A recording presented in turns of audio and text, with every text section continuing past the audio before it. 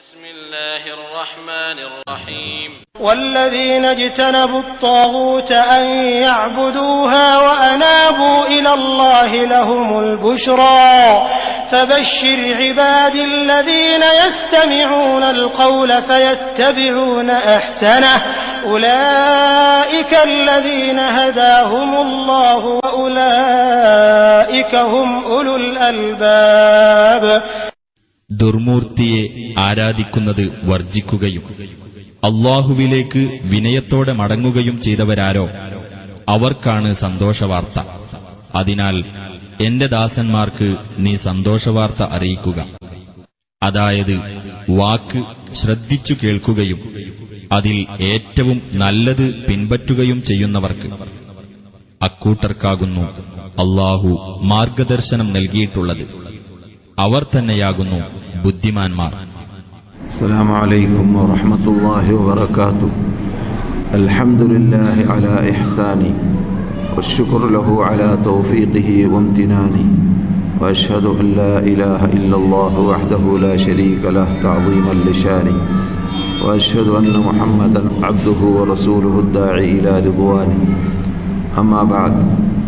اللهم صل وسلم وبارك وأنعم على عبدك ورسولك محمد صلى الله عليه وعلى آله وصحبه أجمعين. أعوذ بالله من الشيطان الرجيم. ولقد كرمنا بني آدم وحملناهم في البر والبحر ورزقناهم من الطيبات وفضلناهم على كثير ممن خلقنا تفضيلا. സഹോദരന്മാരെ, സഹോദരികളെ, സദസ്യരെ, ശ്രോതാക്കളെ, നമ്മുടെ ഇന്നത്തെ വിഷയം ആരോഗ്യം റബ്ബിൻ്റെ അനുഗ്രഹം എന്നതാണല്ലോ. അതെ, ഈ വിശുദ്ധ മതം അതിൻ്റെ ഉടമകൾക്ക് ട്രെയിനിങ് നൽകിയതുപോലെ ആരോഗ്യത്തെ സംരക്ഷിക്കാൻ വേറെ ഭൂമിയിൽ ഏത് ശാസ്ത്രവും ട്രെയിനിങ് നൽകിയതായിട്ട് നമ്മുടെ അറിവിലില്ല. അത്രയും കൂടുതൽ ആധികാരികമായിട്ട് തന്നെ വിശുദ്ധ ഫുർഖാൻ അളീമിലൂടെയും തിരുസുന്നത്തിലൂടെയും മനുഷ്യൻ അവൻ്റെ ആരോഗ്യത്തെ സംരക്ഷിക്കാനും നിലനിർത്താനും അതിലൂടെ അവൻ ഇഹപരലോക നേട്ടങ്ങൾ നേടിയെടുക്കുവാനുമുള്ള എല്ലാ മാധ്യമങ്ങളും ഉണ്ടാക്കിയെടുക്കുവാനും ശർഅ് നമ്മുടെ മതം കൽപ്പിക്കുന്ന പ്രധാനപ്പെട്ട ഭാഗമാണ്. അള്ളാഹു തന്നെ ഖുർആനിൽ പറഞ്ഞ ശൈലി നിങ്ങളെ ഞാൻ കേൾപ്പിച്ചു. വലഖദ് കറംനാ ബനി ആദം, ആദമിൻ്റെ സന്തതികളെ നാം ആദരിച്ചിട്ടുണ്ട്. അള്ളാഹു ആദരിച്ച ആ ആദരണീയതയുടെ ഒരു ഭാഗമാണ് അള്ളാഹു സുബ്ഹാനഹു വ തആല ആരോഗ്യം എന്ന മഹാനിഅമത്ത്. സത്യവിശ്വാസിയെ സംബന്ധിച്ചിടത്തോളം അവൻ അള്ളാഹു നൽകുന്ന ഈമാന് കഴിഞ്ഞാൽ തൊട്ടു നിൽക്കുന്ന മഹാനിഅമത്താണ്, മഹാ അനുഗ്രഹമാണ് ആരോഗ്യം. അത് ഹദീസ് സ്ഥിരീകരിച്ച ഭാഗവും കൂടിയാണ്. അതുകൊണ്ട് തന്നെ അല്ലാഹു സുബ്ഹാനഹു വ തആല ആരോഗ്യം എന്ന ഈ മഹാ അനുഗ്രഹം നമുക്ക് നൽകുക എന്നതിലൂടെയാണ് നമുക്ക് ഇവിടെ അല്ലാഹു നൽകിയതായ മറ്റു അനുഗ്രഹങ്ങളെ ആസ്വദിക്കാൻ സാധിക്കുന്നത്. ആ അനുഗ്രഹങ്ങളിലൂടെ ഇവിടെ നമ്മുടെ ജീവിതം തള്ളിക്കൊണ്ടുപോകാൻ സാധിക്കുന്നത്. നമ്മുടെ പരിസരത്തിൽ അല്ലാഹു സുബ്ഹാനഹു വ തആല മറ്റുള്ളവർക്ക്, ആരോഗ്യമുള്ളവർക്ക് പാഠമെന്നോണം ധാരാളം രോഗികളെ നമ്മുടെ മുമ്പിൽ നമുക്ക് സാക്ഷി എന്ന രൂപത്തിൽ രോഗികളെ ഇവിടെ സൃഷ്ടിച്ചു വിടുന്നുണ്ട്. അല്ലെങ്കിൽ രോഗത്തെ, അത് കാരണത്താൽ പലരും പല രോഗങ്ങളിലൂടെ പ്രയാസപ്പെടുന്നത് നമുക്ക് അത് ഒരു പാഠവും കൂടിയാണ്. അതുകൊണ്ട് തന്നെ നാം കഴിഞ്ഞ പല ക്ലാസ്സുകളിലൂടെയും നമ്മളിലില്ലാത്ത പല പല രോഗങ്ങൾ നമ്മുടെ പരിസരത്തിൽ കാണുന്ന വേളയിൽ അങ്ങനെയുള്ള രോഗികളെ കണ്ടാൽ രോഗികളിലുള്ള രോഗങ്ങളെ തൊട്ട് എന്നെ രക്ഷിച്ചതായ റബ്ബിന് സ്തുതി എന്ന ആ അള്ളാഹുവിന് നന്ദി പ്രകടിപ്പിക്കുന്ന ആ ആരോഗ്യം ആസ്വദിക്കുന്നവർ പറയേണ്ടതായ ആ പദപ്രയോഗം നാം ഇവിടെ പഠിച്ചു കഴിഞ്ഞതാണ്. അപ്പോൾ അല്ലാഹു സുബ്ഹാനഹു വ തആല അവൻ്റെ സൃഷ്ടികൾക്ക് നൽകുന്ന വിശാലമായ അനുഗ്രഹങ്ങൾ ധാരാളമുണ്ട്. പരലോകത്തിലേക്ക് എത്തിക്കഴിഞ്ഞാൽ ആ അനുഗ്രഹങ്ങളെക്കുറിച്ചെല്ലാം ചോദിക്കപ്പെടുകയും ചെയ്യും. ثُمَّ لَتُسْأَلُنَّ يَوْمَئِذٍ عَنِ النَّعِيمِ എന്ന ആയത്ത് നമുക്ക് സുപരിചിതമാണ്. പരലോകത്തിലേക്ക് എത്തിക്കഴിഞ്ഞാൽ അല്ലാഹു സുബ്ഹാനഹു വ തആല നമ്മളോട് ചോദിക്കുന്ന പ്രധാന ചോദ്യങ്ങളിൽ പെട്ടതാണ് ഇവിടെ അല്ലാഹു നമുക്ക് ചെയ്തു തരുന്നതായ അനുഗ്രഹങ്ങൾ. അത് ഏറ്റവും പ്രധാനപ്പെട്ട അനുഗ്രഹമാണ്. വിശ്വാസവും ആദർശവും കഴിഞ്ഞാൽ സിഹത്ത്, ആരോഗ്യം. അങ്ങനെയുള്ള ആരോഗ്യം എന്ന നിഅമത്തിനെ കുറിച്ച് അല്ലാഹു പരലോകത്തിലേക്ക് എത്തിക്കഴിഞ്ഞാൽ എന്ത് ചെയ്തു ആ ആരോഗ്യത്തിലൂടെ എന്ന ചോദ്യം രണ്ട് രൂപത്തിലാണ് ചോദിക്കുക. അൻ ഉംരിഹി ഫീമ അഫ്ന വഅൻ ശബാബിഹി ഫീമ അബ്ല. അവൻ്റെ വയസ്സിനെ ആ വയസ്സ് കൊണ്ട് എന്ത് ചെയ്തു, അതുപോലെ തന്നെ അവൻ്റെ യുവത്വത്തെ ഏത് രൂപത്തിലാണ് ഉപയോഗപ്പെടുത്തിയത്. ഈ രണ്ടും യഥാർത്ഥത്തിൽ ആരോഗ്യമുള്ളവർക്കാണ് അത് ഫലപ്രദമാക്കാനും ഉപയോഗപ്രദമാക്കുവാനും സാധിക്കുക. അപ്പോൾ സിഹത്തിനെ കുറിച്ചുള്ള ചോദ്യം അല്ലാഹു സുബ്ഹാനഹു വ തആല പരലോകത്ത് എത്തിക്കഴിഞ്ഞാൽ ചോദിക്കും എന്നതുകൂടി നാം ഇത്തരണത്തിൽ മനസ്സിലാക്കുമ്പോൾ എത്രമാത്രം പ്രാധാന്യം ഇസ്ലാം നൽകുന്നുണ്ട് ആരോഗ്യത്തിന് എന്നത് പറഞ്ഞറിയിക്കേണ്ടതില്ല. അതുകൊണ്ട് തന്നെയാണ് അല്ലാഹു പറയുന്നത്, മറ്റു ഏത് സമൂഹത്തെ അല്ലാഹുവിൻ്റെ സൃഷ്ടികളെ ബഹുമാനിച്ചതിനേക്കാൾ ആദരിച്ചതിനേക്കാൾ കൂടുതലായി ആദമിൻ്റെ സന്തതികളെ ആദരിച്ചു. കാരണം ആദമിൻ്റെ സന്തതികൾ മറ്റു വിഭാഗത്തെ പോലെയല്ല. അവർക്ക് രോഗം ബാധിക്കുമ്പോൾ ആ രോഗത്തിന് പ്രതിരോധ വകുപ്പുകൾ ഉണ്ടാക്കി എടുക്കാനുള്ള നമുക്ക് സാധിക്കുന്ന ചുറ്റുപാടുകളോ നമുക്ക് സാധിക്കുന്നതായ യന്ത്രങ്ങളോ നമുക്ക് നൽകിയതായ പ്രത്യേകതകളോ അവർക്കില്ല. അതുകൊണ്ട് തന്നെ അല്ലാഹു സുബ്ഹാനഹു വ തആല നമ്മെ അവരെക്കാളെല്ലാം ലോകത്തിലുള്ള എല്ലാ ജീവജാലങ്ങളെക്കാൾ സൃഷ്ടികളെക്കാൾ എല്ലാം അല്ലാഹു സുബ്ഹാനഹു വ തആല ആദരിച്ചതായി ബഹുമാനിച്ചതായി നമുക്ക് അനുഭവിക്കാൻ സാധിക്കുന്നതായ ഒരു മഹാ അനുഗ്രഹമാണ്. അതെ, അല്ലാഹുവിൻ്റെ റസൂൽ പറയുന്ന നാം പലപ്പോഴും കേട്ട് പഠിച്ച ഭാഗമാണ്. അല ഇന്ന ഫിൽ ജസദി മുദ്ഗ ഇദാ സലുഹത് സലുഹൽ ജസദു കുല്ലുഹു വഇദാ ഫസദത് ഫസദൽ ജസദു കുല്ലുഹു അലാ വഹിയൽ ഖൽബ്. ഒരു മനുഷ്യൻ്റെ ശരീരത്തിൽ ഒരു മാംസപീഠമുണ്ട്. അത് നന്നായി കഴിഞ്ഞാൽ ശരീരമാസകലം നന്നാകും. അത് വടക്കായി കഴിഞ്ഞാൽ ശരീരമാസകലം വടക്കാകും. അതേതാണ്? അലാ വഹിയൽ ഖൽബ്, അതാണ് ഹൃദയം എന്നത്. മനുഷ്യനെ കൺട്രോൾ ചെയ്യുന്ന, മനുഷ്യൻ്റെ സ്റ്റെയറിംഗ് പിടിക്കുന്ന ആ മഹായന്ത്രമാണ് മനുഷ്യനാണ് എന്ന ആ വാക്കിന് അർഹപ്പെടാൻ കാരണമായി തീരുന്ന യന്ത്രമാണ് ഹൃദയം. ഹാർട്ട് ഫെയിലായി കഴിഞ്ഞാൽ മനുഷ്യനെന്ന് പറയൂല, മയ്യത്ത് എന്ന് പറയുക. ആള് മാറി, പേര് മാറി. അത്രയും പ്രാധാന്യമുള്ളതായ ആ ഹൃദയം അത് നന്നായാൽ ശരീരമാസകലം നന്നായി, ഹൃദയം വടക്കായാൽ ശരീരമാസകലം വടക്കായി. അത് രണ്ട് രൂപത്തിലും നമുക്കതിൻ്റെ പ്രത്യേകത മനസ്സിലാക്കാം. ഒന്ന് ആത്മീയമായിട്ടുള്ളതായ ആദർശപരമായിട്ടുള്ളതായ വളർച്ച. ആ വളർച്ച അതിൽ ധാരാളം, ഞാനിവിടെ 200-ൽ പരം രോഗങ്ങളും അല്ലെങ്കിൽ നന്മകളും ഹൃദയവുമായി ബാധിക്കുന്ന കാര്യങ്ങളെക്കുറിച്ച് നീട്ടിവലിച്ച് പല വർഷങ്ങളിലൂടെ സംസാരിച്ച, ഖുർആനിലുള്ള ചെറിയ പദങ്ങളിലൂടെ വിശാലമായ അർത്ഥമെന്ന തലക്കെട്ട് നൽകി സംസാരിച്ച ഭാഗങ്ങൾ ഇവിടെ വിട്ടുകടന്നിട്ടുണ്ട്. അവിടെയെല്ലാം ഞാൻ നീട്ടിവലിച്ചിട്ട് ഹാർട്ടുമായി ബന്ധപ്പെടുന്ന, ഹാർട്ടിലൂടെ പ്രവർത്തിക്കുന്ന, ഹാർട്ടിലൂടെയല്ലാതെ അല്ലെങ്കിൽ കൽബിലൂടെയല്ലാതെ ഉണ്ടാവാൻ സാധിക്കാത്ത രൂപത്തിലുള്ളതായ സർവ്വ പ്രവർത്തനങ്ങളെ കുറിച്ച് വിശദീകരിച്ചിട്ടുണ്ട്. ഖുർആൻ വിശദീകരിച്ച ശൈലി ഞാൻ പലപ്പോഴും പറഞ്ഞിട്ടുണ്ട്. അത്രയും വിശാലമായ ആത്മീയ വളർച്ച അല്ലെങ്കിൽ തകർച്ച അതിന് കാരണമായി തീരുന്നതായ ഒന്നാണ് എന്ത്? ആ യന്ത്രം. അങ്ങനെയുള്ള യന്ത്രം തന്നെ ഭൗതികമായ നമ്മുടെ ശരീരത്തിലുള്ള എല്ലാ ആരോഗ്യവും അനാരോഗ്യവും അതിനെല്ലാം കാരണം എന്തായിരിക്കും? അതും ആ ഹാർട്ട് തന്നെയാണ്. കാരണം ഹാർട്ട് അവസാനം വരെ ചലിക്കുന്നതാണ്. അതിനും അതുപോലെ ശരീരത്തിലുള്ളതായ സർവ്വ അവയവങ്ങൾക്കും പല ഓർഡറുകളൊക്കെ നൽകുന്ന, സൂചനകളൊക്കെ നൽകുന്നതായ ഓർമ്മ ശക്തി എന്ന് നാം പറയുന്ന അഥവാ ബ്രെയിൻ എന്ന് പറയുന്ന ആ സാധനം ഒരു പക്ഷേ മുമ്പേ മരിക്കാൻ സാധ്യതയുണ്ട്. ഇനി ജീവിച്ചാലും മരിച്ചാലും യഥാർത്ഥത്തിൽ അവസാന നിമിഷം വരെ മരിച്ചു കഴിഞ്ഞ, നമ്മുടെ മുമ്പിൽ മരിച്ചു കഴിഞ്ഞ ശേഷവും അല്പ നിമിഷങ്ങൾക്ക് വീണ്ടും ജീവൻ നിൽക്കുന്നതായ ഒരു അത്ഭുത ജീവിയാണ് അല്ലെങ്കിൽ അത്ഭുത അവയവമാണ് റസൂൽ ഇവിടെ സൂചിപ്പിച്ചതായ അലാ വഹിയൽ ഖൽബ്. അലാ വഹിയൽ ഖൽബ്. അത് ഹൃദയമാണ് എന്ന് റസൂലുള്ളാഹി സ്വല്ലല്ലാഹു അലൈഹി വസല്ലം പറഞ്ഞത്. അപ്പോൾ ഇവിടെ നമ്മുടെ ഇന്നത്തെ വിഷയമാകുന്ന അള്ളാഹു നമുക്ക് നൽകിയതായ ആരോഗ്യം അവൻ്റെ വിശാലമായ അനുഗ്രഹമാണെന്ന് നാം പഠിക്കുമ്പോൾ ആ അനുഗ്രഹത്തിൻ്റെ മെയിൻ ഭാഗമാണ് ഹൃദയം. ഇപ്പോൾ അല്പസമയം മുമ്പ് നമ്മുടെ ക്ലാസ് മെമ്പർ വിളിച്ചു പറഞ്ഞു അദ്ദേഹത്തിൻ്റെ ജ്യേഷ്ഠൻ മരിച്ചു, അദ്ദേഹത്തിന് വേണ്ടി പ്രാർത്ഥിക്കണം, അള്ളാഹു അവർക്ക് പുറത്തു കൊടുക്കട്ടെ. പറഞ്ഞു വരുന്നത് അദ്ദേഹം എങ്ങനെ മരിച്ചു എന്നാണ് പറഞ്ഞത്, ഹാർട്ട് ഫെയിൽ ആയിട്ട് മരിച്ചു എന്നാണ്. നമ്മുടെ ക്ലാസ് മെമ്പറുടെ ജ്യേഷ്ഠനാണ്. അങ്ങനെ ധാരാളം നാം കേട്ടുകൊണ്ടേ ഇരിക്കുന്നു. എന്താ അതിൻ്റെ അർത്ഥം? രോഗം എന്താണെന്ന് മനസ്സിലാവാതിരിക്കുമ്പോൾ വെക്കുന്ന പേരാണ് ഹാർട്ട് ഫെയിൽ. എല്ലാവരും മരിക്കുമ്പോൾ ഹാർട്ട് ഫെയിലായിട്ട് മരിക്കുക. ഹാർട്ട് പാസ്സായാൽ ജീവിക്കും, ഹാർട്ട് ഫെയിലായ മരിക്കും, നമുക്കറിയാവുന്നതാണ്. പറഞ്ഞു വരുന്നത് നമ്മുടെ ജീവിതം അല്ലെങ്കിൽ മരണം, ഇത് രണ്ടിനെ കുറിച്ച് തീരുമാനിക്കുന്നത് എന്തിലൂടെയാണ്? നമ്മുടെ ഹാർട്ടിലൂടെയാണ്. അതുകൊണ്ട് റസൂൽ പറഞ്ഞത് ഇദാ സലുഹത് സലുഹൽ ജസദു കുല്ലു വഇദാ ഫസദത് ഫസദൽ ജസദു കുല്ലു. അത് നന്നായാൽ ശരീരം ആസകലം നന്നായി. അപ്പോൾ ഭൗതിക മുതുകത്ത് അത് നന്നായാലും ഭൗതികമായ നമ്മുടെ ആരോഗ്യത്തിന് നിലനിൽപ്പും അതിനു വേണ്ട ചോര എത്തേണ്ടടുത്ത് എത്തുന്നതും അത് ചലിക്കേണ്ടത് ചലിക്കാൻ പ്രസ് ചെയ്യുന്നതും അതിന് ഓരോ നിമിഷങ്ങൾ വന്നേടം മുതൽ മരണം വരേക്ക് വർക്ക് ചെയ്തുകൊണ്ട് ഇരിക്കുന്നതുമായ അത്ഭുത യന്ത്രമാണ് എന്ത്? ഹാർട്ട് എന്ന് പറഞ്ഞാൽ.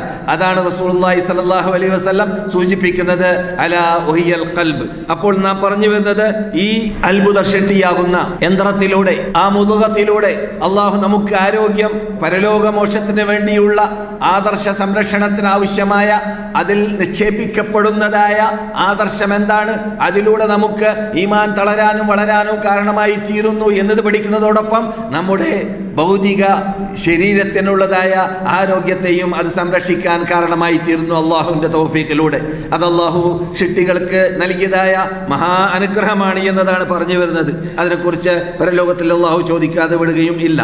ഈ ആരോഗ്യത്തെ അള്ളാഹു സുബ്ഹാനഹു വ തആല നാം നേരത്തെ കേട്ടതുപോലെ ഹദീസിന്റെ സഹായത്തോടു കൂടി അഖീദ കഴിഞ്ഞാൽ, വിശ്വാസം കഴിഞ്ഞാൽ, ആദർശം കഴിഞ്ഞാൽ അള്ളാഹുവിൻ്റെ അനുഗ്രഹത്തിൽ ഏറ്റവും പ്രധാനപ്പെട്ട അനുഗ്രഹമാകുന്ന ആ സിഹത്ത്, ആ ആരോഗ്യത്തെ അള്ളാഹ് നമ്മളോട് സംരക്ഷിക്കാൻ ഏൽപ്പിച്ചിട്ടുണ്ട്.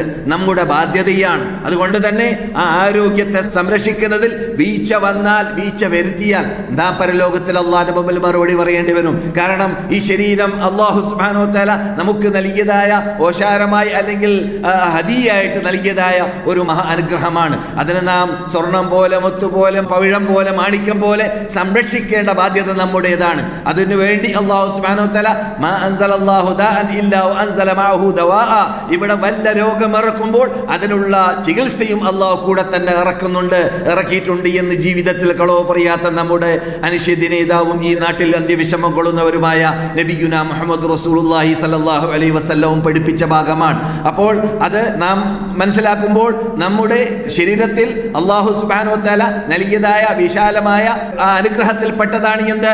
രോഗം പിടിപെടുമ്പോൾ ആ രോഗത്തിനുള്ളതായ ചികിത്സയും ഇവിടെ അള്ളാഹു ഇറക്കുന്നുണ്ട് എന്നത്. അലിമഹു മൻ അമില വജഹിലഹു മൻ ജഹില. അറിയുന്നവർ അറിയുന്നു, അറിയാത്തവർ അറിയുന്നില്ല, അത് വേറെ കാര്യം. പക്ഷേ ആ സാധനം അഥവാ ചികിത്സ എന്നത് എല്ലാ രോഗത്തിനും ഇവിടെ ഉണ്ട് എന്നത് റസൂലുള്ളാഹി സ്വല്ലല്ലാഹു അലൈഹി വസല്ലം പറഞ്ഞ ഭാഗമാണ്. അതുകൊണ്ട് തന്നെ നമ്മളോട് അല്ലാഹു സുബ്ഹാനഹു വ തആല കൽപ്പിക്കും പോലെ അത് നമ്മുടെ പ്രവർത്തനത്തിലൂടെ എങ്ങനെയാണത്? നമുക്ക് അല്ലാഹു നൽകിയതായ ആരോഗ്യത്തിനെ നാം സംരക്ഷിക്കേണ്ടത് അൽ വിഖായത്തു ഖൈറും മിനൽ ഇലാജ് എന്നാണ് അറബി പഴമൊഴി. നമുക്കറിയാവുന്ന അർത്ഥമാണത്. എന്ത്? നാം പ്രതിരോധ വകുപ്പുണ്ടാക്കിയെടുക്കുക, അഥവാ രോഗം ബാധിക്കാതിരിക്കാൻ വേണ്ടിയുള്ളതായ രൂപങ്ങൾ കൈകൊള്ളുക. അതാണ് ഉത്തമം എന്നതിനേക്കാൾ രോഗം പിടിച്ചതിൻ്റെ ശേഷം, രോഗം ബാധിച്ചതിൻ്റെ ശേഷം ചികിത്സ അന്വേഷിക്കുന്നതിനേക്കാൾ. അപ്പോൾ ചികിത്സയേക്കാളും ഉത്തമം എന്താണ്? രോഗമില്ലാത്ത ശരീരമായി മാറുക എന്നതാണ്. ശക്തിയുള്ളതായ ഈമാനിന്റെ ഉടമ ഖൈറും, അള്ളാഹുവിന്റെ അടുക്കൽ ഉത്തമനാണ് ശേഷികെട്ടതായ ശരീരത്തിന്റെ ഉടമയേക്കാൾ. പക്ഷേ ഫീ കുല്ലിൻ ഖൈർ, അവൻ മുസ്ലിം ആയത് കാരണത്താൽ അവരിലെല്ലാം നന്മയുണ്ട് എന്ന് നബിയുനാ മുഹമ്മദ് റസൂലുള്ളാഹി പറഞ്ഞ വാക്കും ഇവിടെ സ്മരണീയമാണ്. പറഞ്ഞു വരുന്നത് ഈ ആരോഗ്യത്തെ സംരക്ഷിക്കാൻ വേണ്ടി ആയിരിക്കാം റബ്ബുൽ ഇസ്സത്ത് ജല്ല ജലാലുഹു നമ്മളോട് ഇസ്ലാം കൽപ്പിച്ച ശൈലിയാണ് തഹാറത്തിന് ധാരാളം പ്രാധാന്യം നൽകി. അതിനുവേണ്ടി ആയത്തുകൾ ഇറക്കി ഖുർആനിൽ. ആയത്തുകൾ തഹാറത്തിന് വേണ്ടി. നിങ്ങൾ 5 നേരത്തെ നമസ്കാരത്തിൽ നിങ്ങൾ നമസ്കാരത്തിന് വേണ്ടി നിന്ന് കഴിഞ്ഞാൽ നിങ്ങളുടെ കൈ, മുഖം, അതുപോലെ തന്നെ കാല് പോലത്തെ അല്ലാഹു സുബ്ഹാനഹു വ തആല സുബ്ഹാനല്ലാഹ് ഇന്നത്തെ യുഗത്തിൽ ഈ കൊറോണ യുഗം എന്ന പേരിൽ അറിയപ്പെടുന്ന ഈ കൊറോണ വ്യാപകമായ ഈ അതിനെ പേടിച്ച് ജീവിക്കുന്ന ഒരു യുഗത്തിൽ നമുക്കറിയുന്നത് പോലെ മുസ്ലിങ്ങൾക്ക് പേടിയില്ല. മുസ്ലിങ്ങൾക്ക് അള്ളാഹുവിനെ മാത്രമേ പേടിയുള്ളൂ. അല്ലാഹു സുബ്ഹാനഹു വ തആലയുടെ വിധി പോലെ ഇവിടെ തീരുമാനിച്ചത് വരും, തീരുമാനിക്കാത്തത് വരൂല. അതാണ് നമ്മുടെ വിശ്വാസം. അതേ സമയത്ത് ഇസ്ലാം പഠിപ്പിക്കുന്നത് അങ്ങനെയുള്ള രോഗങ്ങൾ വരുമ്പോഴൊക്കെ വരാതിരിക്കാനുള്ളതായ പ്രതിരോധവും വന്നു കഴിഞ്ഞാൽ അത് തട്ടാതിരിക്കാനുള്ളതായ മാധ്യമങ്ങളും കൈക്കൊള്ളാൻ കൽപ്പിക്കുന്നതായ ഏറ്റവും പുരോഗതിയിൽ നിന്നിട്ട് പുരോഗതിയിലേക്ക് ഉത്തുംഗ ശൃംഗത്തിൽ കമാലിൽ എത്തിയതായ മതത്തിൻ്റെ ഉടമകളാണ് നാം. ആ മതമാണ് നമ്മുടെ മതം എന്നതുകൊണ്ട് നമുക്ക് ഒരിക്കലും ഏത് നിലക്കും അള്ളാഹ് പറഞ്ഞതുപോലെ നോക്കൂ ആകാശത്തിലേക്ക്, വീണ്ടും നോക്കൂ ആകാശത്തിലേക്ക്, മടങ്ങി മടക്കി നോക്കൂ ആകാശത്തിലേക്ക്, വല്ല വീഴ്ചയുമുണ്ടോ എന്ന് ഖുർആനിലുള്ള ചോദ്യമുണ്ടല്ലോ സൂറത്തുൽ മുൽക്ക് എന്നതുപോലെ ലോകമാസകലം എത്ര തന്നെ ചിക്കിക്കുത്തി നോക്കിയാൽ, എത്ര തന്നെ ജുഡീഷ്യൽ അന്വേഷണം നടത്തിയാൽ ഒരു വീഴ്ചയും കാണാൻ പറ്റുന്നതല്ല. അള്ളാഹുവിൻ്റെ മതത്തിൽ അള്ളാഹു ഇറക്കിയതായി ഈ മഹാഗ്രന്ഥത്തിൽ, ഈ ഖുർആനിൽ അതിന് വിശദാംശമാകുന്ന സുന്നത്തിൽ പറഞ്ഞു വരുന്നത്. അതുകൊണ്ട് തന്നെയാണ് അള്ളാഹു സുബ്ഹാനഹു വ തആല ആ പരിപൂർണ മതം ഇറക്കിയതായ റബ്ബ് ഇവിടെ നമുക്ക് ഇറക്കിയതായ ഈ രോഗങ്ങൾ നമ്മളിൽ തട്ടാതിരിക്കാൻ വേണ്ടിയും അതിന് പ്രതിരോധ വകുപ്പാവാൻ വേണ്ടിയും ആയിരിക്കാം ഇവിടെ നാം വളരെ നളാഫത്തോടു കൂടി ജീവിക്കണം. നമ്മുടെ ചിഹ്നമായിരിക്കണം. കുനൂ കശ്ശാമത്തി ബൈനൽ ഉമം എന്ന് ഞാൻ പറയാറുണ്ടല്ലോ.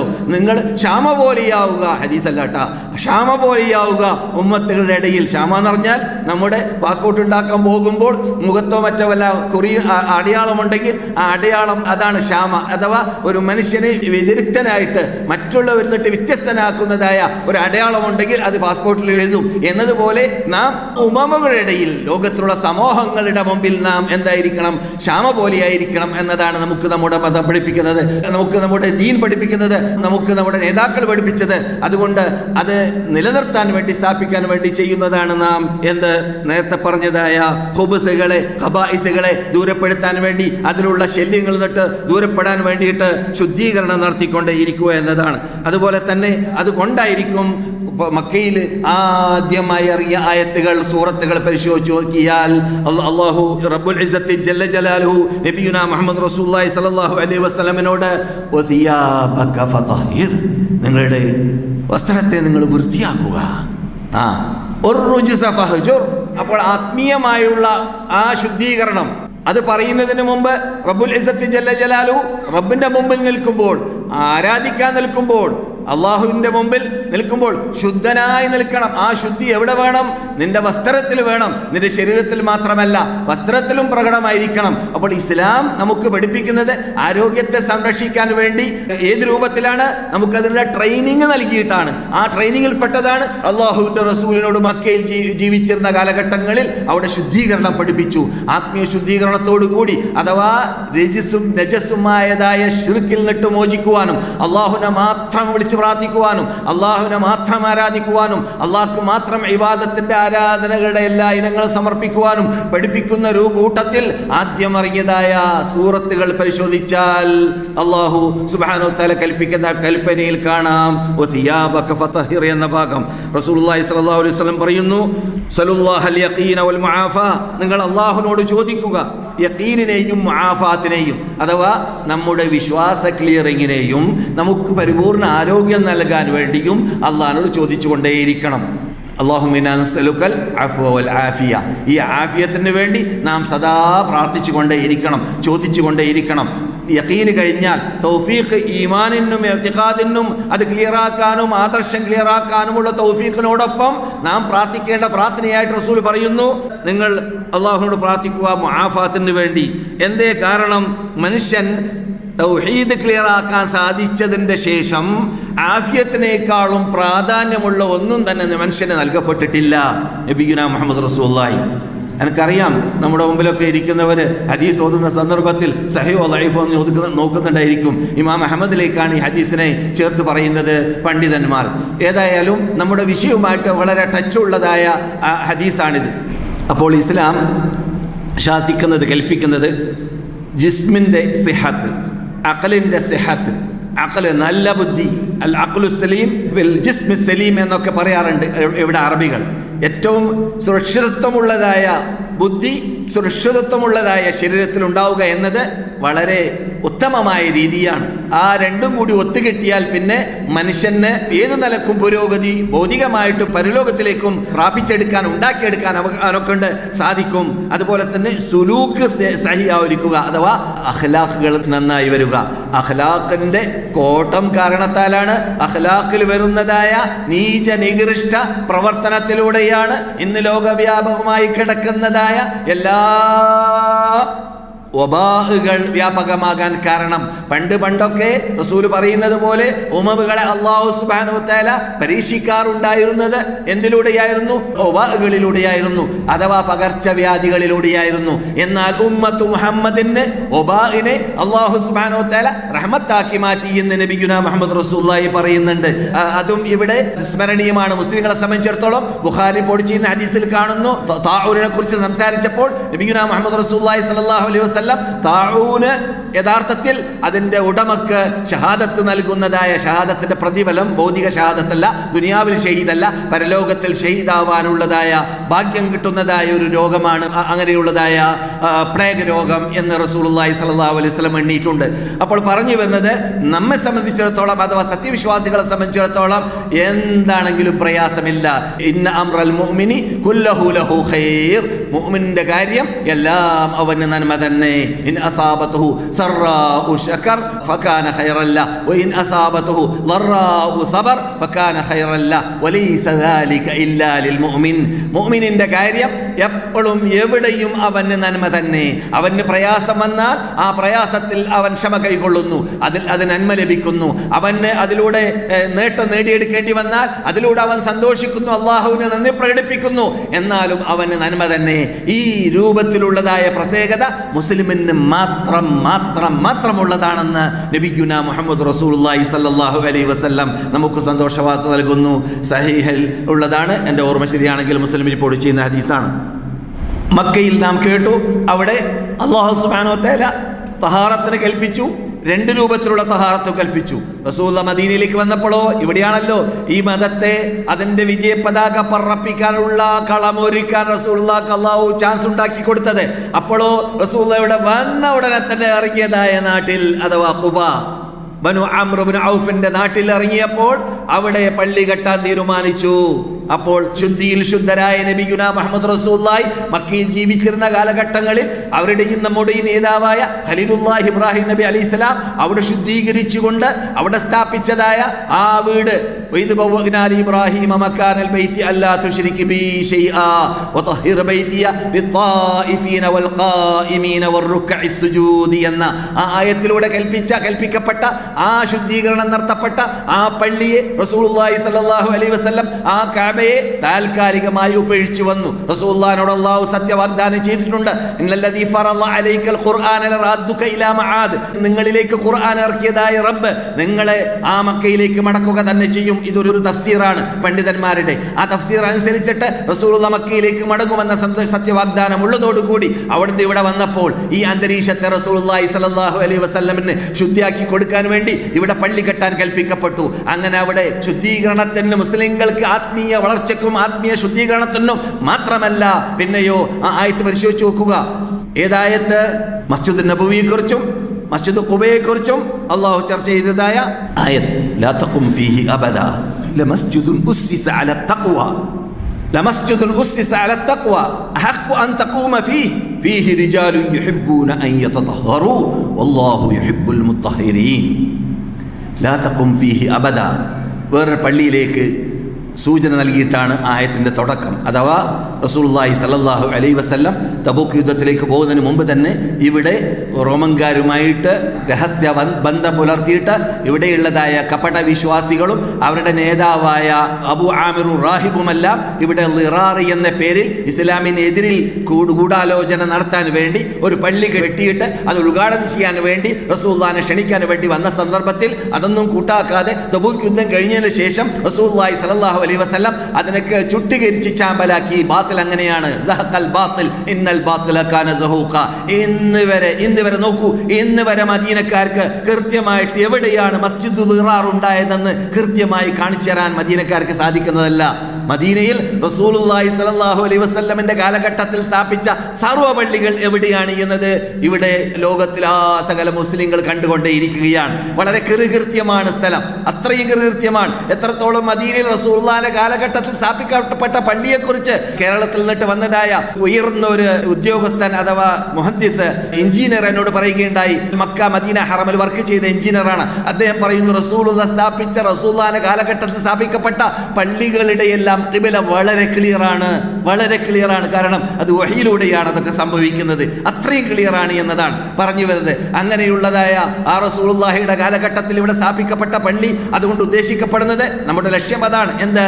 ആത്മീയ വളർച്ച, ആത്മീയ ശുദ്ധീകരണം, ആത്മീയമായിട്ടുള്ളതായ ആ പുരോഗതി. അത് മാത്രമല്ല, പിന്നെയോ വല്ലാഹു യുഹിബ്ബുൽ മുത്തഹിരീൻ. അവിടെ ആത്മശുദ്ധീകരണത്തെ മാത്രമല്ല എല്ലാ നിലക്കുള്ള ശുദ്ധീകരണം. എന്തേ? പള്ളിയാകുമ്പോൾ, പള്ളിയിലേക്ക് പോകുമ്പോൾ ജനാബത്തുണ്ടെങ്കിൽ കുളിച്ചു പോകണം, പള്ളിയിലേക്ക് പോകുമ്പോൾ ഹൈദ് ഉണ്ടെങ്കിൽ കുളിച്ചു പോകണം, പള്ളിയിലേക്ക് പോകുമ്പോൾ നിഫാസ് ഉണ്ടെങ്കിൽ കുളിച്ചു പോകണം, പള്ളിയിലേക്ക് പോകുമ്പോൾ നമസ്കരിക്കാനാണ് പോകുന്നതെങ്കിൽ ഒതു ഇല്ലെങ്കിൽ ഒതുവോട് കൂടിയായിരിക്കണം, ശുദ്ധീകരണത്തോടു കൂടിയായിരിക്കണം. അപ്പോൾ രോഗങ്ങളിൽ നിന്നിട്ടെല്ലാം മുക്തനാകുന്ന രൂപത്തിലുള്ള ശുദ്ധീകരണമാണ് ഇസ്ലാം പഠിപ്പിച്ചിട്ടുള്ളത്, കേൾക്കാൻ പോകുന്നത് പോലെ. അങ്ങനെയുള്ള ശുദ്ധീകരണത്തോടു കൂടിയാണ് പള്ളിയിലേക്ക് ചെല്ലുമ്പോൾ പള്ളിയിലുള്ളവരെല്ലാവരും ശുദ്ധിയോടുകൂടി വന്നു, അവരെല്ലാവരും ആരോഗ്യവാന്മാരായി നിലനിൽക്കാൻ അത് അവർക്ക് സഹായകമായി മാറുന്നു. പോകുന്ന ആളും അങ്ങനെ തന്നെ, പോയാളും അങ്ങനെ തന്നെ. അതുകൊണ്ട് അവരെ സംബന്ധിച്ചിടത്തോളം ഒരു പ്രശ്നവുമില്ല. അതേ സമയത്ത് നിങ്ങൾ കേൾക്കാൻ പോകുന്നത് പോലെ വല്ല മാരകമായ രോഗം പോകട്ടെ, വല്ല സ്മെല്ല് പോലും ഒരാളിലുണ്ടെങ്കിൽ ആ സ്മെല്ല് ജനങ്ങളെ ആ സ്മെല്ലിലൂടെ ദ്രോഹിക്കുമെന്ന് കാണുകയാണെങ്കിൽ പള്ളിയിലേക്ക് പോകരുത് എന്നാണ് നബിയുനാ മുഹമ്മദ് റസൂലുള്ളാഹിയുടെ കൽപ്പന. റസൂൽ പറയുന്നു, ഈ 2 വർഷത്തിൽ നിന്നിട്ട് തിന്നവർ പള്ളിയിലേക്ക്, നമ്മുടെ പള്ളിയിലേക്ക് കടക്കരുത്. ഏതുവരെ? ആ തൊള്ളയിലുള്ള വാസന അവസാനിക്കുന്നത് വരെ.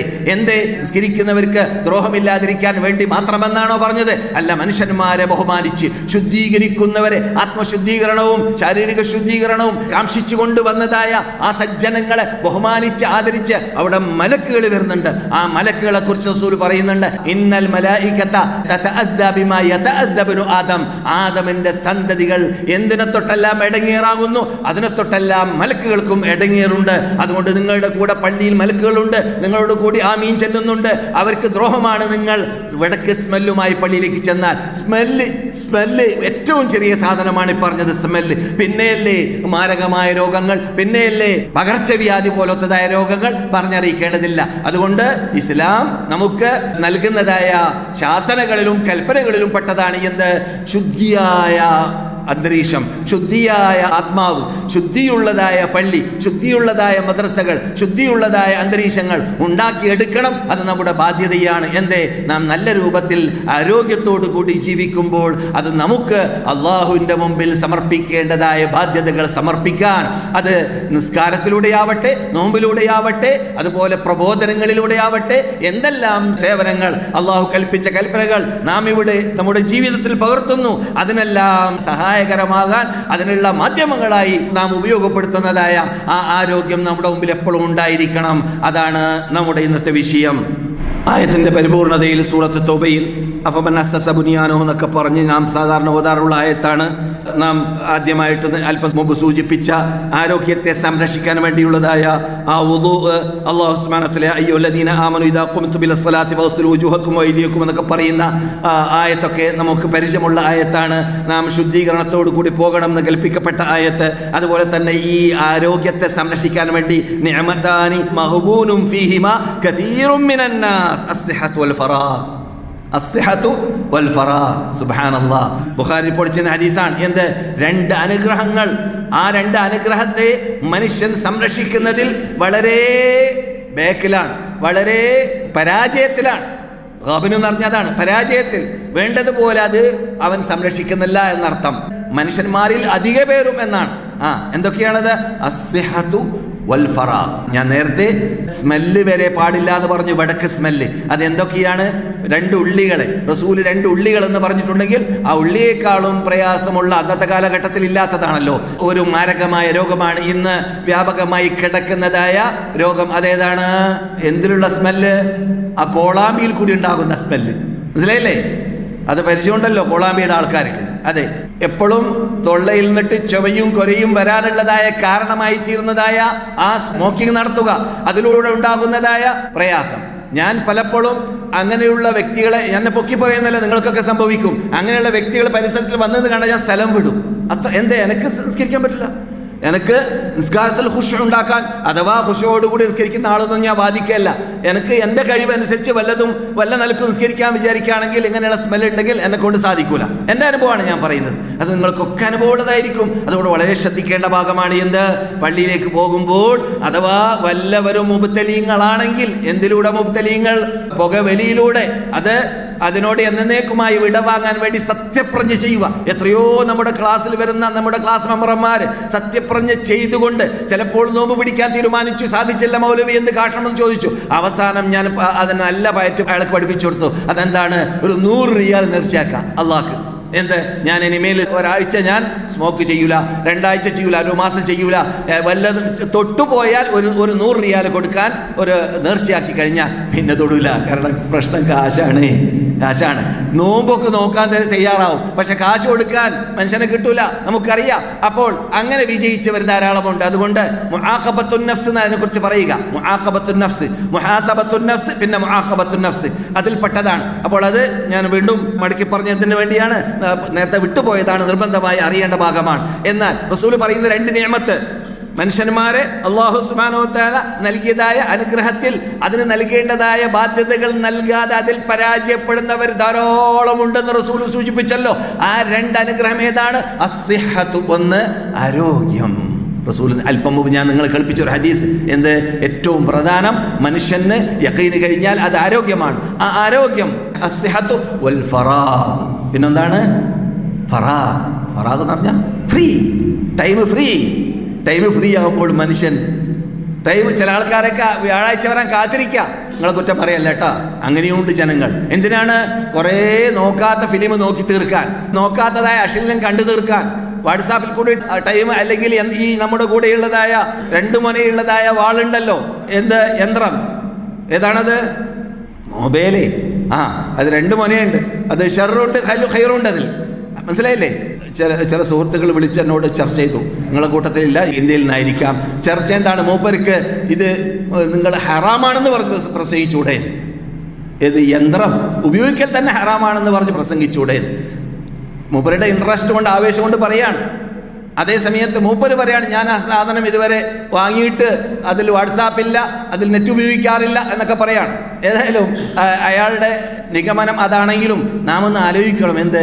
ഈ സാധനം ഉണ്ടല്ലോ, ഈ സാധനം കൺട്രോൾ ചെയ്യണതുപോലെ കൺട്രോൾ ചെയ്തില്ലെങ്കിൽ അത് ജഹീമിലേക്ക് എത്തിക്കുന്ന ഒരു യന്ത്രമാണ്. ജഹീം, നരകത്തിൻ്റെ നടുത്തട്ടിലേക്ക് എത്തിക്കുന്ന യന്ത്രമാണ്. അതിനെ കൺട്രോൾ ചെയ്തതുപോലെ കൺട്രോൾ ചെയ്തിട്ടില്ലെങ്കിൽ ടൈം വേസ്റ്റാക്കും എന്ന് മാത്രമല്ല, ആദർശം വടക്കാക്കും.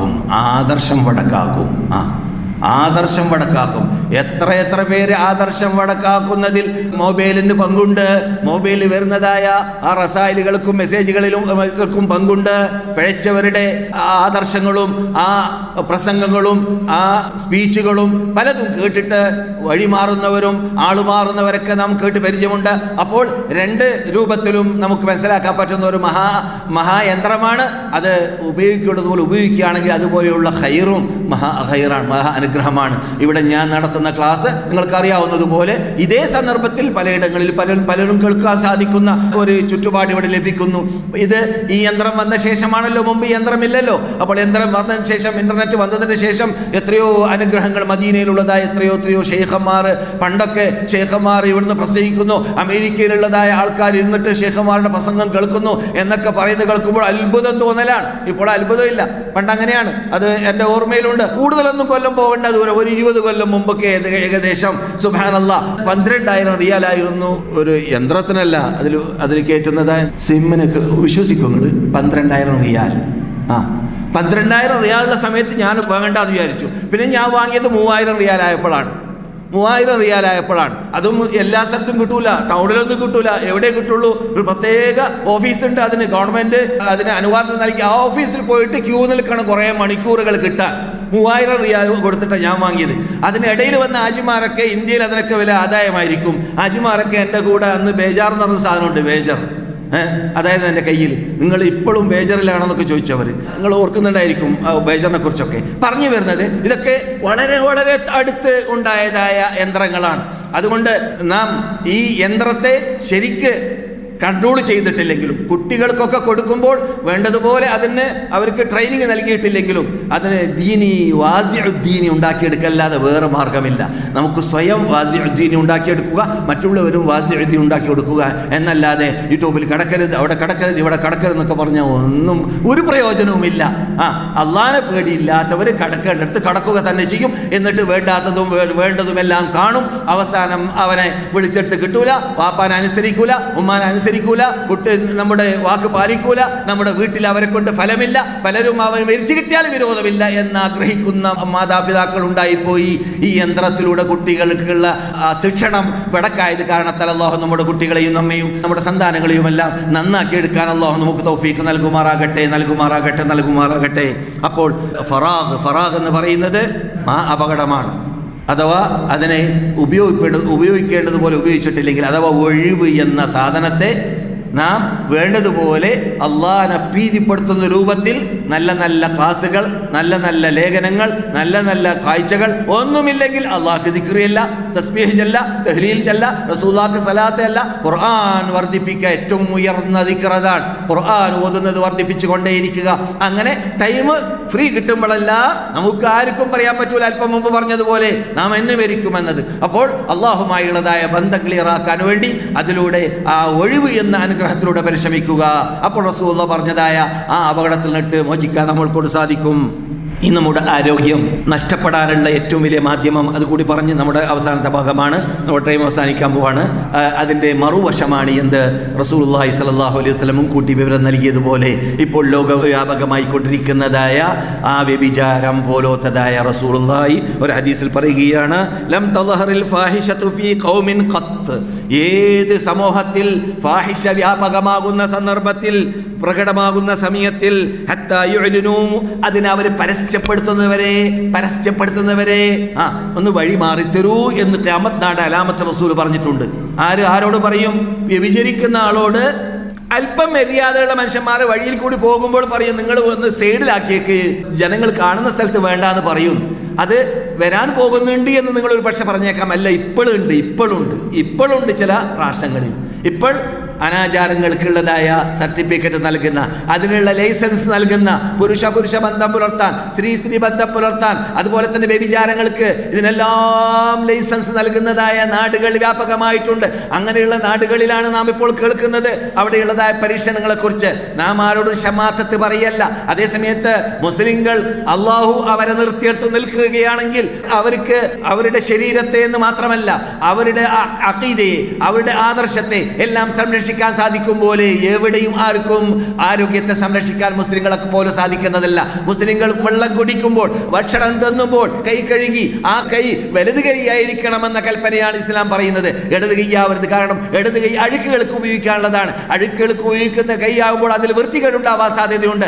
ആ വൃത്തികേട് നമ്മുടെ പള്ളിയിൽ കടന്നു പോകാൻ സാധ്യതയുണ്ട്. അതുപോലെ തന്നെ ഈ രണ്ട് കൈയിലും ഉണ്ടാകുന്നതായ നഖങ്ങളെ ഇടയ്ക്കിടെ മുറിച്ചുകൊണ്ട് ഇരിക്കണമെന്ന് ഇസ്ലാം കൽപ്പിക്കുന്നു. എന്തേ? അതിൻ്റെ അകത്ത് അഴുക്ക് ചേരുന്നു, അതിൽ കൃമി ഉണ്ടാവുന്നു, അതിൽ കൂടി നമുക്ക് രോഗം ബാധിക്കാൻ സാധ്യതയുണ്ട്. അങ്ങനെ പല രൂപത്തിലും നാം പരിശോധിച്ച് നോക്കുകയാണെങ്കിൽ നമ്മുടെ ജീവിതം സകലം റബ്ബുൽ ഇസ്സത്തി ജല്ല ജലാലു ശുദ്ധീകരണം പഠിപ്പിച്ചതായ മതമാണ്. അതുകൊണ്ടാണ് റസൂലുള്ളാഹി സ്വല്ലല്ലാഹു അലൈഹി വസല്ലം അല്ലാഹു സുബ്ഹാനഹു വ തആല റസൂലുള്ളാഹിനോട് കൽപ്പിച്ചതനുസരിച്ച് മദീനയിലുള്ളതായ മസ്ജിദ് ഖുബയും മദീനയിലുള്ളതായ മസ്ജിദ് നബവിയും ഇവിടെ സ്ഥാപിച്ചതായ ശേഷം അല്ലാഹു സുബ്ഹാനഹു വ തആല വല്ലാഹു യുഹിബ്ബുൽ മുത്തഹിരീൻ, ശുദ്ധീകരിക്കുന്നവരെ അല്ലാഹു ഇഷ്ടപ്പെടുന്നുണ്ട് എന്നതായ ആ ചിഹ്നം, ആ അഡ്രസ് ആ സത്യവിശ്വാസികൾക്ക് നൽകാൻ കാരണം അതിന്റെ ഉടമകളായി മാറാൻ വേണ്ടിയാണ് നാം പാടുപെടേണ്ടത്. റസൂൽ തുടരുന്നു, ഇല്ലാ ഫശാ മിൻ ഫീഹിം അത്താഊൻ വൽ ഔജാഉ അല്ലതി ലം തകുൻ മദത് ഫി അസ്ലാഫിഹിം അല്ലദീന മളൗ. വ്യഭിചാരം വ്യാപകമാകുമ്പോൾ, അനാചാരം വ്യാപകമാകുമ്പോൾ, അത് പരസ്യമായി ചെയ്യുന്ന കാലഘട്ടം വരുന്ന സന്ദർഭത്തിൽ അള്ളാഹു ചില രോഗങ്ങൾ അവരിലേക്ക് അയച്ചുവിടും, അദാബായി, ശിക്ഷയായിട്ട്. നിങ്ങൾ ഇതിനു മുമ്പ് കേൾക്കാത്ത രോഗങ്ങളായിരിക്കും, പണ്ട് കാലഘട്ടങ്ങളില്ലാത്ത കൃമികളായിരിക്കും.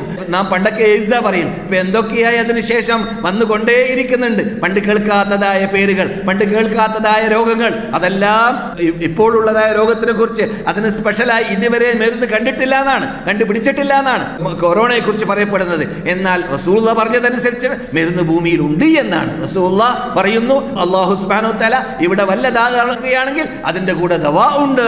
അറിഞ്ഞവർ അറിയുന്നു, അറിയാത്തവർ അറിയുന്നില്ല. പക്ഷേ നാം പഠിക്കേണ്ടത് വമാ ഫശസ്സിനാ ഫീ ഖൗമിൻ ഖത്തു ഇല്ലാ കസറ ഫീഹിമുൽ മൗത്ത്. എവിടെയെങ്കിലും വ്യഭിചാരം വ്യാപകമായി കഴിഞ്ഞാൽ അവിടെ മരണം വ്യാപകമാകുമെന്ന് റസൂലുള്ളാഹി സ്വല്ലല്ലാഹു അലൈഹി വസല്ലം പറയുന്നു. ആദ്യത്തെ ഹദീസ് ഇബ്നു മാജ് റിപ്പോർട്ട് ചെയ്യുന്നു, രണ്ടാമത്തെ ഹദീസ് ഇമാം മാലിക് റഹ്മത്തുള്ളാഹി അലൈഹി മുവത്തയിൽ റിപ്പോർട്ട് ചെയ്യുന്നു. എല്ലാം സഹീഹ് തന്നെ. അപ്പോൾ ഇന്ന് ലോകത്തിൽ വ്യാപകമായി കൊണ്ടിരിക്കുന്നതായ രോഗങ്ങൾക്ക് കാരണം നമ്മുടെ ക്രൂരകൃത്യങ്ങൾ, മനുഷ്യന്മാരുടെ ക്രൂരകൃത്യങ്ങളും അവരിലുണ്ടാകുന്നതായ വ്യഭിചാരങ്ങളും അനാചാരങ്ങളും അവരിലുണ്ടാകുന്നതായ ഇസ്ലാം വിരോധിച്ചതായ ആ മൃഗതുല്യ ജീവിതം നയിക്കുന്നവരെന്ന് നാം തുല്യപ്പെടുത്താൻ പറ്റുന്നതായ രൂപത്തിലുള്ള ആ പുരുഷ ബന്ധം, സ്ത്രീ ബന്ധം പോലത്തതായ വടക്ക് നീച നികൃഷ്ട തൊള്ളകൊണ്ട് പള്ളിയിൽ വെച്ചിട്ടൊക്കെ നമുക്ക് പറയാൻ വരെ മടി തോന്നുന്നതായ ആ രോഗങ്ങൾ കാരണമായിട്ടാണ് ഇപ്പോൾ മാരകമായ രോഗം വ്യാപകമായി കൊണ്ടേയിരിക്കുന്നത് എന്നത് നമുക്ക് റസൂലുള്ളാഹി പറഞ്ഞ വാക്കിലൂടെ മനസ്സിലാക്കാം. അതേ സമയത്ത് അതിൽ നിന്നിട്ട് മുക്തരാവാൻ വേണ്ടി ഇസ്ലാം കൽപ്പിക്കുന്ന ഭാഗമാണ് ലാ തുൽഖൂ ബിഐദീകും ഇലാ തഹ്ലുക. നിങ്ങളുടെ ശരീരത്തെ നിങ്ങൾ ഹലാക്കിലേക്ക് വലിച്ചെറിയരുത്. ഹലാക്ക് എവിടെയുണ്ട് അവിടുന്ന് മുക്തരാവണം.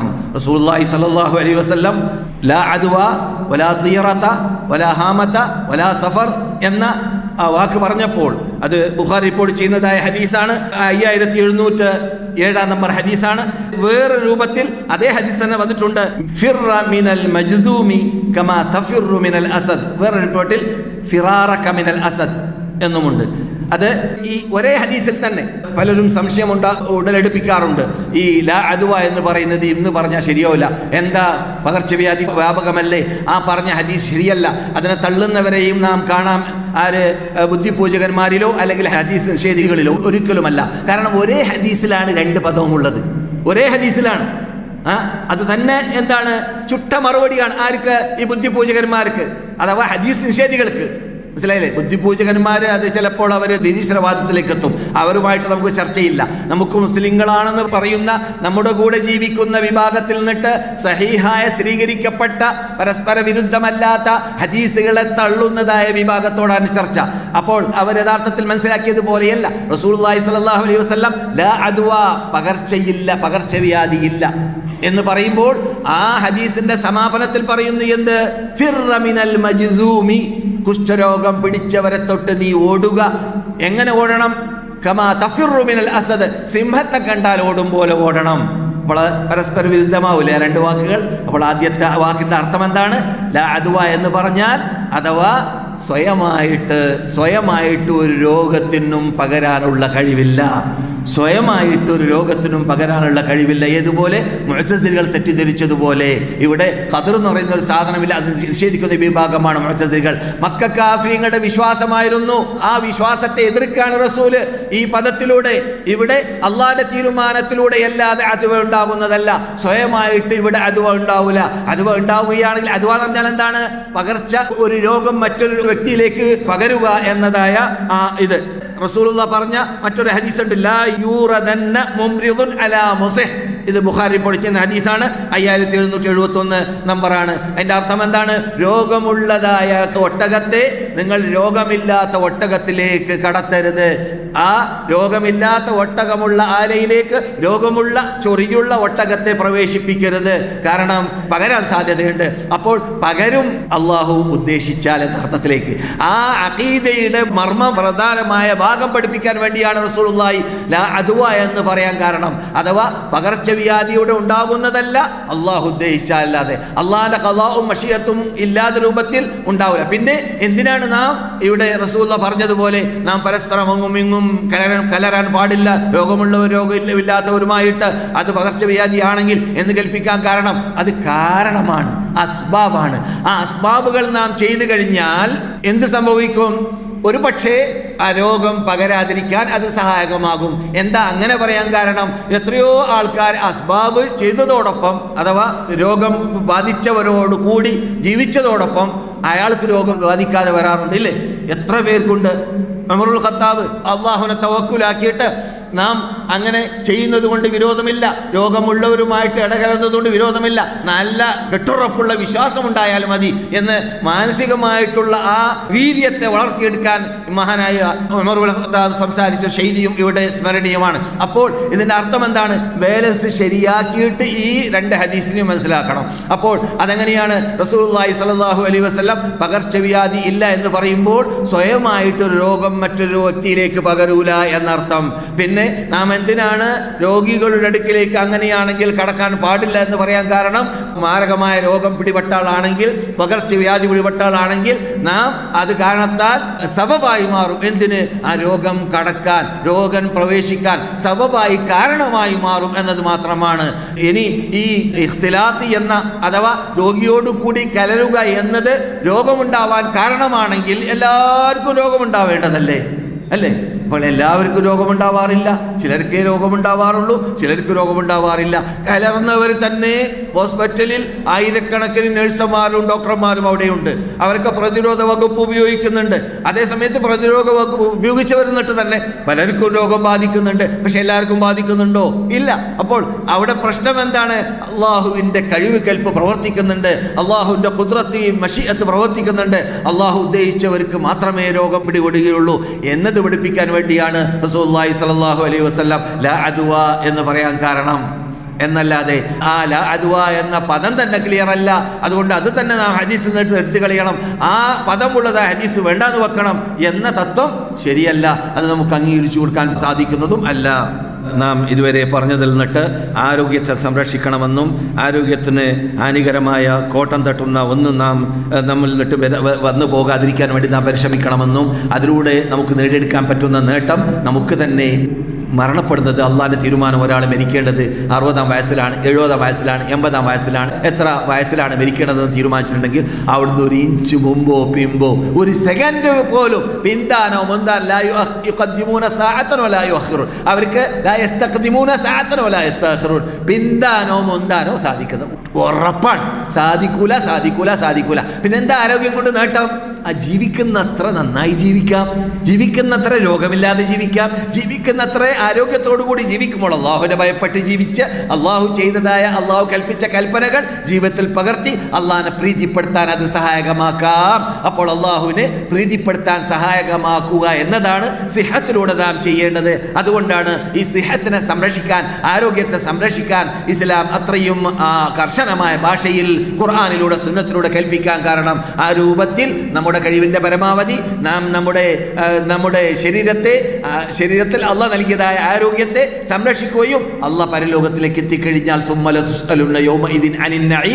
ഭൂമിയിൽ നിന്നിട്ട് നൽകപ്പെട്ട സർവ്വ അനുഗ്രഹങ്ങളെ കുറിച്ച് ഒതുക്കപ്പെടും. അതിൽ വിശാലമായ അനുഗ്രഹം ആദർശമാണ്, അത് കഴിഞ്ഞാൽ ആരോഗ്യമാണ് എന്ന് നാം പഠിച്ചു കഴിഞ്ഞാൽ ഇതിനെക്കുറിച്ച് പരലോകത്തിൽ ചോദ്യം വരും എന്ന് ഉറപ്പുണ്ട്. റസൂലുള്ളാഹി അത് പറഞ്ഞതുമാണ്, ഖുർആൻ പറഞ്ഞതോടൊപ്പം ആ ചോദ്യത്തിന് മറുപടി കണ്ടെത്താൻ നമ്മളിൽ എന്തുണ്ടാവണം? പ്രവർത്തനം കുറിക്കണം. അതങ്ങനെയാണ് നമ്മുടെ ആരോഗ്യത്തെ സംരക്ഷിക്കാൻ നമ്മളാൽ സാധിക്കുന്ന രൂപത്തിൽ ഏറ്റവും ആദ്യമായിട്ട് ചെയ്യേണ്ടത് ഇസ്ലാം കൽപ്പിച്ച രൂപത്തിൽ പ്രതിരോധ വകുപ്പുകൾ ഉണ്ടാക്കിയെടുക്കുക. രോഗം കടന്നു ചെല്ലാതിരിക്കാൻ വേണ്ടിയുള്ള എല്ലാ മാധ്യമങ്ങൾ, 1/3 ഭാഗം ഭക്ഷണം, 1/3 ഭാഗം വെള്ളം, 1/3 ഭാഗം ശ്വാസം കഴിക്കാനുള്ളതാക്കി മാറ്റുക. മനസ്സിലായില്ലേ? അതുകൊണ്ട് തക്മീം എന്ന് പറയുന്ന പ്രത്യേക ഓപ്പറേഷൻ ഇപ്പോൾ നടക്കുന്നുണ്ടല്ലോ, തടി കൂടിയ ആള് അല്ലേ? തക്മീം എന്ന് പറഞ്ഞാൽ കട്ടാക്കാം, 70% കട്ടാക്കാം, 30% ബാക്കിയാക്കാം. അവിടെ എഴുതി വെച്ചിട്ടുണ്ട് ഹോസ്പിറ്റലുകളിൽ. എന്താണ്? അള്ളാഹ് റസൂൽ പറഞ്ഞതുപോലെയാണ് ഇപ്പം നമ്മൾ കാട്ടുന്നത്. പല ഹോസ്പിറ്റലുകളിൽ എഴുതിയിട്ടുണ്ട്. എന്താ അള്ളാഹ് റസൂൽ പറഞ്ഞത്? 1/3 ഭാഗം. അപ്പം അങ്ങനെ വാക്ക് പാലിക്കുന്ന തീരുമാനിച്ചപ്പോൾ പിന്നെ എന്ത് ചെയ്തു? അവരുടെ ആ ആമാശയത്തെ തന്നെ 1/3 ഭാഗം നിർത്താം, ബാക്കിയുള്ളത് പോട്ടെ എന്ന് വെച്ചു. അങ്ങനെ 3 വിഭാഗം നിലനിർത്തിയിട്ടാണ് ഇപ്പോൾ ആ ഓപ്പറേഷൻ നടക്കുന്നത്. മനസ്സിലായില്ലേ? ശരീരം വീർക്കാതിരിക്കാൻ, ശരീരം തടിക്കാതിരിക്കാൻ, നമുക്കറിയാവുന്നതുപോലെ. അപ്പോൾ അത്രയും നല്ല സുന്ദരമായ ആസ്വാദ്യകരമായ രൂപത്തിലുള്ള ജീവിതം ഭൂമിയിൽ നയിക്കാനുള്ള മാധ്യമമാണ് ഇസ്ലാം നമുക്ക് ഉണ്ടാക്കി തന്നത്. അത് ഉപയോഗപ്പെടുത്താൻ നാം പരിശ്രമിക്കുക. അള്ളാഹു നാം ഇതുവരെ പറഞ്ഞതിനെ ഒരു സൽക്കർമ്മമായി സ്വീകരിക്കട്ടെ. അതിൽ വല്ല തെറ്റുകുറ്റങ്ങൾ വന്നു പോയിട്ടുണ്ടെങ്കിൽ നമുക്ക് മാഫി ചെയ്ത് തരുമാറാകട്ടെ. ഇന്ന് ലോകവ്യാപകമായി കൊണ്ടിരിക്കുന്നതായ മാരകമായ രോഗത്തിൽ നിന്നിട്ട്, അതിലൂടെ വരുന്നതായ സർവ്വ അപകടത്തിൽ നിന്നിട്ട് മുസ്ലിം ലോകത്തെ അള്ളാഹു സുബ്ഹാനഹു വ തആല സുരക്ഷിതരാക്കി സംരക്ഷിച്ച് അവരുടെ എല്ലാ ചുറ്റുപാടുകൾ, അന്തരീക്ഷങ്ങൾ ഇസ്ലാമീകരിച്ച് കഅബയിലും മസ്ജിദുൻ നബവിയിലും എല്ലാം അതുപോലെയുള്ള ലോകത്തിലുള്ള സർവ്വ പള്ളികളിലും ചെയ്തുകൊണ്ടിരിക്കുന്ന അള്ളാഹുവിൻ്റെ ചിഹ്നങ്ങളെ പൊക്കിപ്പിടിച്ച് അവർ ചെയ്തുകൊണ്ടിരിക്കുന്നത് പോലെ ചെയ്യുവാനും, ഇസ്ലാമിലേക്ക് മടങ്ങാനും, ഇസ്ലാമിലേക്ക് ജനങ്ങൾക്ക് മടങ്ങാനും, ജനങ്ങൾ നിന്നിട്ട് മുസ്ലിങ്ങൾ നിന്നിട്ട് വീഴ്ച വന്നവർ വീഴ്ചകൾ നെഗറ്റീവ് ജീവിക്കുവാനും എല്ലാം അള്ളാഹു സുബ്ഹാനഹു വ തആല തൗഫീഖ് നൽകട്ടെ എന്ന് നാം എല്ലാവരും ആത്മാർത്ഥമായി പ്രാർത്ഥിക്കാം. അള്ളാഹു നമുക്ക്, നമ്മുടെ കുടുംബത്തിനും നമുക്കുമെല്ലാം ഇസ്ലാമിൽ മരണം വരെ അടിയുറച്ച് ജീവിക്കുവാനും അള്ളാഹിൻ്റെ വിധി വിലക്കുകൾ അനുസരിച്ചിട്ട് നമ്മുടെ ജീവിതത്തെ കെട്ടിപ്പടുത്തുവാനും നമുക്ക് അള്ളാഹു തൗഫീഖ് നൽകുമാറാകട്ടെ. അള്ളാഹുവിൻ്റെ മതമാകുന്ന ഈ മതത്തിൻ്റെ കടിഞ്ഞാണ് പിടിക്കുന്നതായ പണ്ഡിതന്മാർ, പ്രബോധകന്മാർ, പ്രവർത്തകന്മാർ തൗഹീദിൻ്റെ വിജയ പതാകയെ പറപ്പിച്ചുകൊണ്ട് അതിനെ തള്ളിക്കൊണ്ടുപോകാനുള്ളതായ ശാരീരിക, സാമ്പത്തിക, വിജ്ഞാന, ഈമാനിക ശേഷി അവർക്കും അതുപോലെ നമുക്കും അള്ളാഹു നൽകുമാറാകട്ടെ. വാഖിറു ദഅവാനാ അൽഹംദുലില്ലാഹി റബ്ബിൽ ആലമീൻ. അല്ലാഹുമ്മ സ്വല്ലി അലാ മുഹമ്മദിൻ വഅലാ ആലി മുഹമ്മദ്. അസ്സലാമു അലൈക്കും വറഹ്മത്തുള്ളാഹി വബറകാതുഹു.